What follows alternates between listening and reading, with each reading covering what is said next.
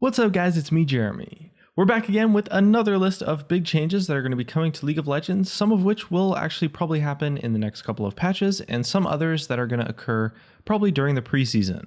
There's a lot of really major changes on the table today, so let's just jump right into it, and if you guys enjoyed the video, please leave a like on it or let us know in the comments below, and be sure to subscribe for some more videos.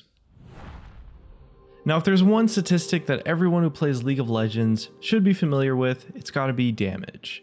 Whether a champion is underpowered or overpowered usually comes down to really just how much damage they're capable of either taking or dealing, so it's always interesting to hear Riot talk about major changes to damage numbers. Riot has recently been doing some analysis into where most of the damage in League of Legends comes from, such as abilities, items, or runes, or all sorts of things, and they've been looking at how much of that damage is front-loaded, which is essentially burst damage, and how much is sustained over a period of time. It's really important to be careful when balancing sustained versus burst damage on the same champion, and this is something Riot has recently been evaluating for every champion as well as the entire game systems as a whole. From their investigation so far, Riot has noted that burst damage is way too high on average. Despite that, damage from raw abilities actually hasn't changed all that much. Instead, the extra front-loaded damage has come from items, particularly when they offer a more powerful first auto attack or extra spell. Riot have also noted that runes have become increasingly more meaningful, and the untuned scaling of these runes have made a lot of champions more snowbally than was originally intended. These things are all going to be addressed by Riot in upcoming changes, starting with nerfs for the worst offenders such as runes Electrocute, Scorch, and Cheap Shot. For items, according to Riot Meddler, we should expect nerfs to the damage proc of Duskblade, and also the creation of a shared unique effect for Duskblade and Stormrazor, so that players can't combo the two items together. Currently, it seems like these nerfs and possibly new ones will be added around patch 8.16 or 8.17. Following that, there's going to be some larger work done for preseason with a focus on non-ability damage as a whole. So some items and runes that have been contributing a bit too much damage are likely going to be dialed a little bit back. The second major set of changes for today are some details from Riot Meddler on potential tank buffs. Riot's attempt at preventing the tank meta from taking over the game again was to add more counters to armor and magic resistance, but recently they've decided they pushed a little bit too far in the amount of penetration and true damage they added to the game. The nerf to the Infinity Edge's true damage in patch 8.15 is the first change made to solve this, but Riot will be looking at other changes once they figure out how much of an impact future changes will make. Obviously, they're going to be careful to avoid causing another tank stacking meta, but we're also expecting some tank buffs on patch 8.16. The tanks currently being discussed for buffs specifically are Amumu, Nautilus, Sion, Leona, Rammus, and Maokai, although Maokai's changes are going to be heavily focused on only buffing his jungling and not his top lane.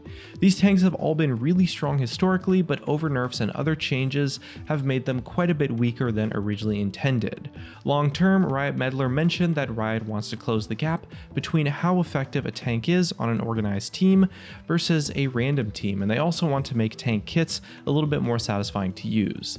This will be really about making abilities feel important rather than just giving them more power, so you could expect these changes to maybe happen a little bit further out into the future rather than sometime in the next few patches.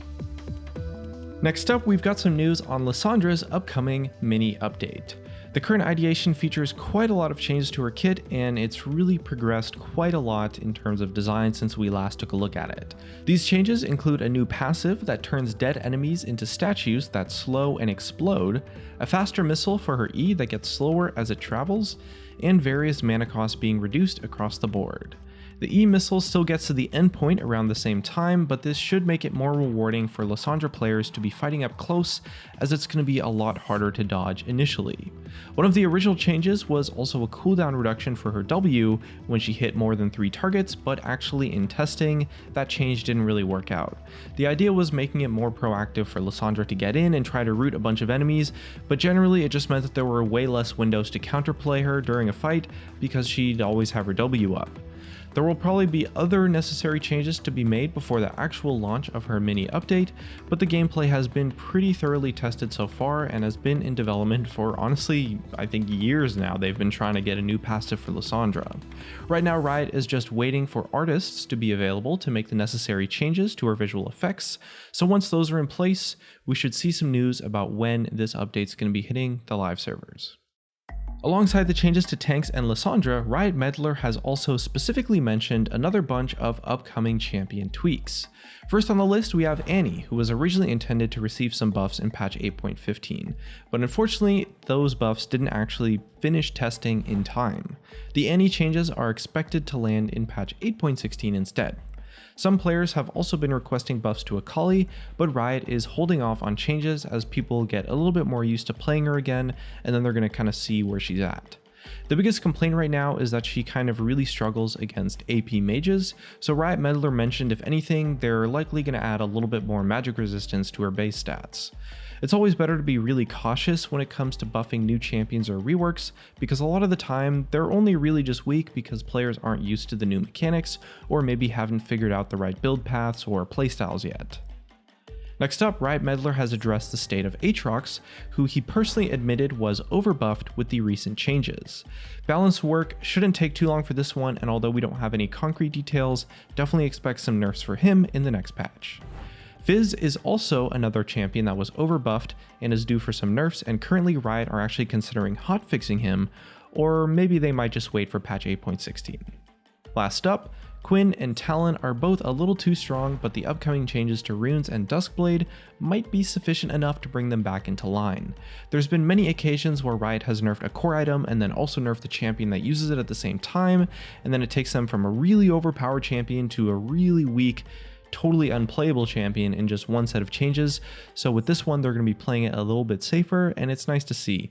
But you could definitely keep your eye on those guys, and we'll see how it plays out. In our last future changes video, we mentioned that Riot are planning on making some changes to stop gold funneling strategies. That's the kind of strategy where you force extra gold onto a particular role or champion when they are extremely strong in any given meta. It allows specific champions to have way more impact than they should, and it can cause a lot of snowballing, which Riot has been trying to stop ever since League of Legends has kind of launched. Patch 8.14 introduced an initial solution that aimed to reduce gold funneling onto jungle champions. This was done by reducing the gold that they get from lane creeps when they have the most individual gold on their team. But a common complaint was that it was really too much and also very non-discriminatory, meaning that it had a very significant impact on junglers who weren't actually using the gold funneling strategy. Riot Meddler commented that they realized the solution was not ideal, but they were unfortunately forced to compromise between fixing it now or just allowing it to run rampant all the way up until preseason. But Riot Meddler has confirmed that this is only going to be a temporary solution until after the season, and they have some more time to develop a much more elegant fix. There's nothing worse than an abusable mechanic being left in the game for multiple patches because it tends to make the game really stale, so even if it's not the most perfect fix, I think it's pretty good that Riot took action now rather than just leaving it as it is forever.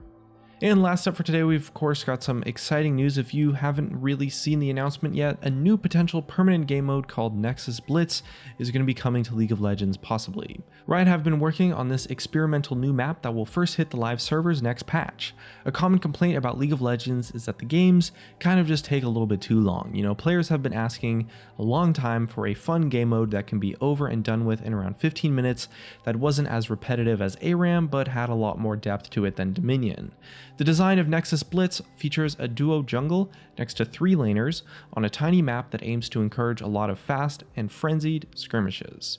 On top of the constant fights, there's also special events that occur every few minutes that reward teams that come out ahead. Honestly, this game mode really kind of reminds me of Heroes of the Storm with the smaller condensed map, the events that are dictating the gameplay a lot. It's a very interesting game mode, and I'm excited to see how it plays out. Example of these events that are being introduced include a battle royale style closing circle of death, a push the payload mode, and actually a king of the hill.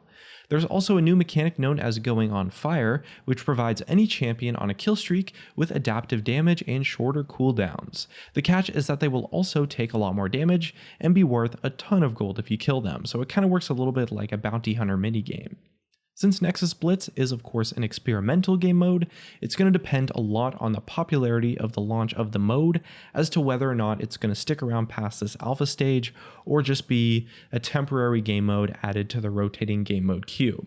You can find more info on this on the League of Legends website, and it's really exciting to see a new game mode being added to League of Legends, considering the last one was ARAM and that was added like forever ago. So I'm really excited to see how this one plays out for sure. Anyway, that's going to be it for today's list of future changes. It seems like there's a lot of cool stuff to look forward to over the next couple of patches, along with some really big changes as usual in the preseason. Hopefully you all enjoyed the video. Definitely let us know your feedback on it in the comments below, or maybe share your thoughts on Riot's decisions as well. Either way, it looks like that's going to be it for this one. Thank you so much for watching, and I'll see you guys next time.